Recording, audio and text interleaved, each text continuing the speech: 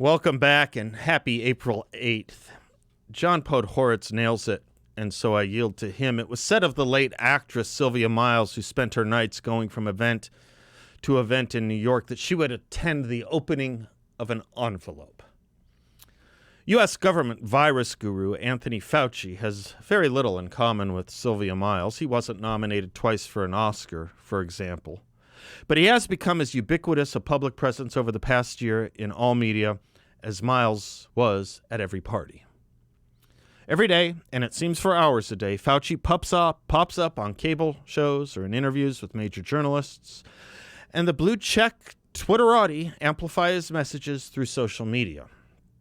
He is inescapable. And the problem with his inescapability is that, unlike Sylvia Miles, it matters deeply what he says and does. And it's now clear that our epidemiologist general can't restrain himself from speaking and speaking and speaking, even when he doesn't have anything much to add and when his contributions muddy and confuse and dishearten rather than reassure and rally the public. It's as if Sylvia Miles not only attended the opening of every envelope, but insisted on opening each envelope herself while stripping nude. Just this week, Fauci went on MSNBC's Morning Joe and suggested that a fourth wave of the pandemic was not about to start, but it could.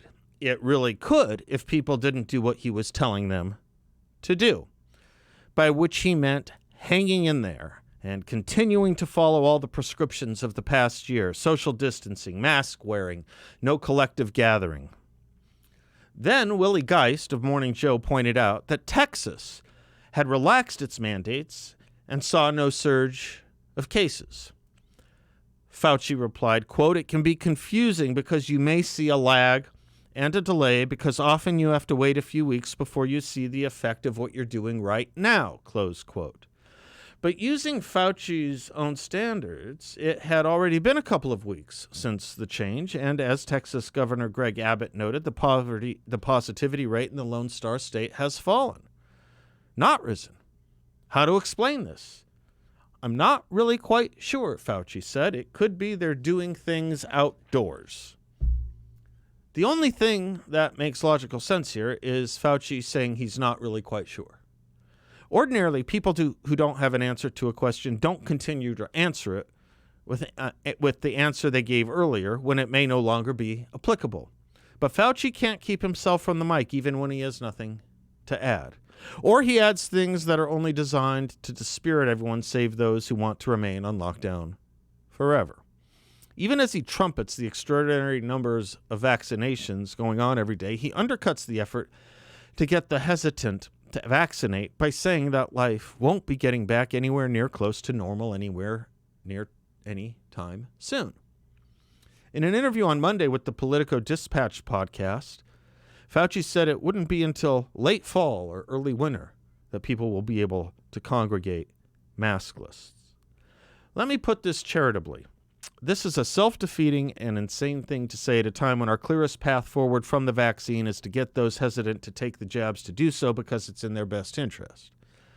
Is Fauci suggesting that even if you get vaccinated, you're going to be in a mask in a movie theater or a Broadway theater or just about any place indoors until 2022?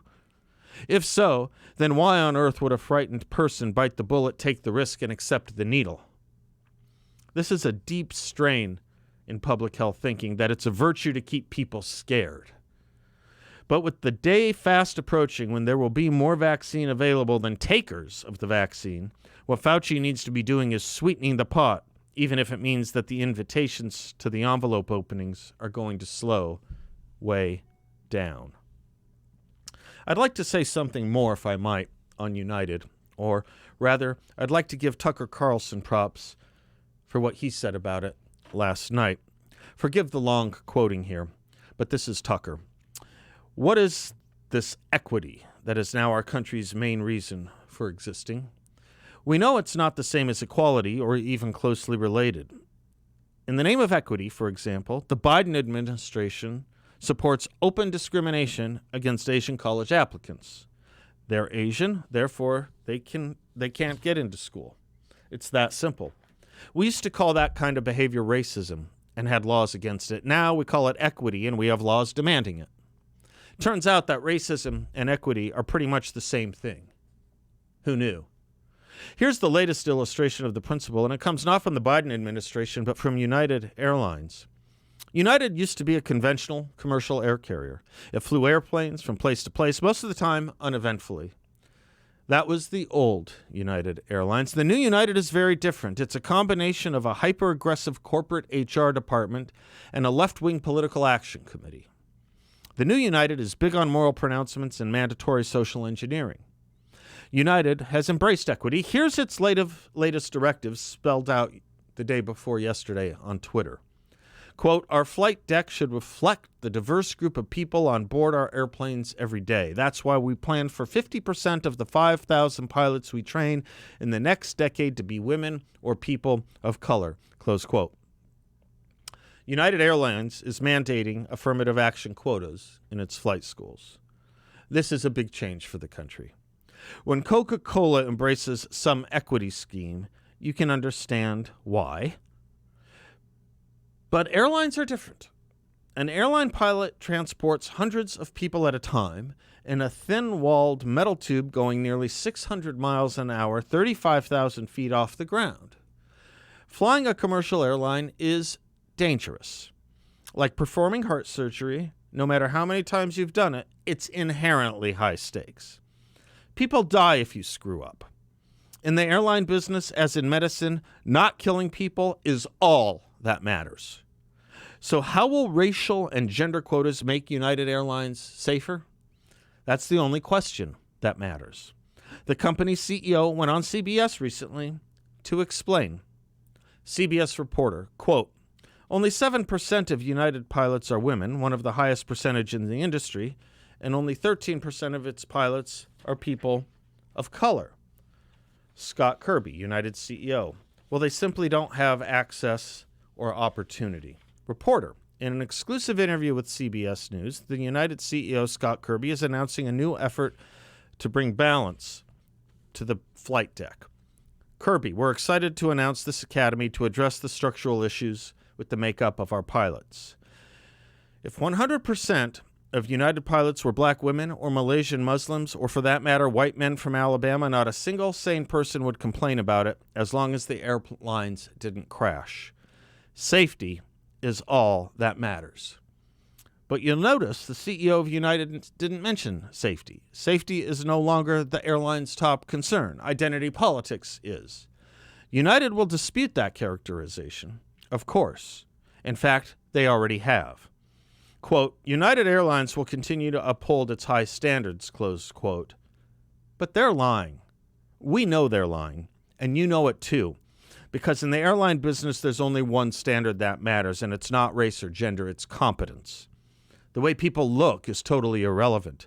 How they perform is all that matters. Once you forget that, airplanes crash. Everyone knows that's true. Very much, including the people who run this country. Many of them just don't fly United. They don't even fly commercial. They use NetJets, the largest private airline in the world. Has NetJets embraced equity or hiring quotas? Of course not. Check out the NetJets website if you have a minute. They'll tell you exactly what they're looking for in an airline pilot they hire. Here's the first line. Quote, we seek individuals who demonstrate an unwavering dedication to safety, close quote. That's the first requirement on their list. We couldn't find any mention of race or gender.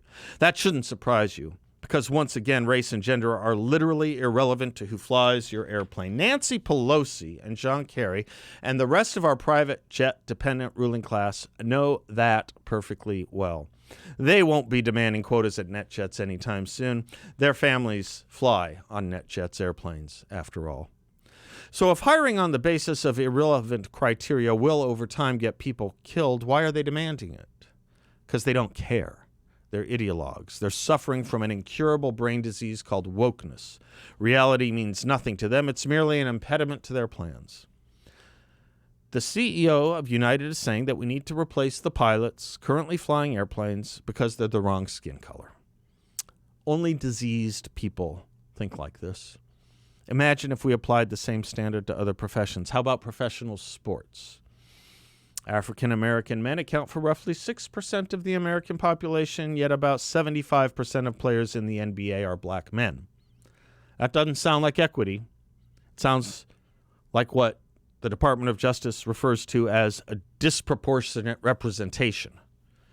So what if, to remedy the lack of equity, the NBA announced tomorrow that going forward, at least half of its players had to be white, Asian, Hispanic, or female to better represent the fans in the stands? How would we respond to that? We'd understand immediately, and we would say so, that it's a racist policy. No one had even alleged that NBA players were doing a bad job. We'd all assume correctly, as we do with airline pilots, that the players were hired in the first place because they were the very best players the NBA could find. But nevertheless, they had to be replaced because they were the wrong race and gender. That's sick. You think it couldn't happen? Why wouldn't it happen? By the logic of identity politics, it has to happen. NBA players make a lot more than airline pilots. At some point, someone will notice that. That's the whole problem with this diseased way of thinking. You don't want to live in a completely racialized country where a person's genetics are the most important thing about them, where you are dehumanized and reduced to your DNA. But that's exactly the society they're creating. And what's the result of what they're doing? Every action provokes a reaction. That's the most basic principle in physics. And when you attack people for qualities they can't control over time, you will make them radical. That's guaranteed. You've got to wonder if it's ever occurred to the morons pushing this equity garbage that everyone on Earth has an identity. If you make identity politics mandatory, and they have, how long until you get white identity politics? Ever consider that, you reckless fools? How long before there is no national identity at all? Only warring tribes fighting each other for the spoils. Does anyone want to raise children in a society like that? Only the racists want that. But that's exactly where they're pushing us, and at high speed. A couple of years ago, it was reported that the FAA had lowered its standards in order to bring equity to air traffic control. As part of that initiative, the FAA began administering something called biographical questionnaires to applicants. This is significant for all the people tempted to believe United or the U.S. military when they say they're not lowering standards by bringing equity to the process. They are, by definition. Candidates were asked whether they got mostly A's in high school. If they answered yes, they got 5 points. Candidates were also asked if they'd been unemployed for the past 3 years. If they answered yes to that question, you got 10 points. They got double the points for 3 years of unemployment as they did for getting straight A's. How does that make us safer? That's a rhetorical question, obviously. It merely divides and endangers us. But that's equity. Thank you, Tucker Carlson. Thank you. I'm Seth Leibson. We will be right back.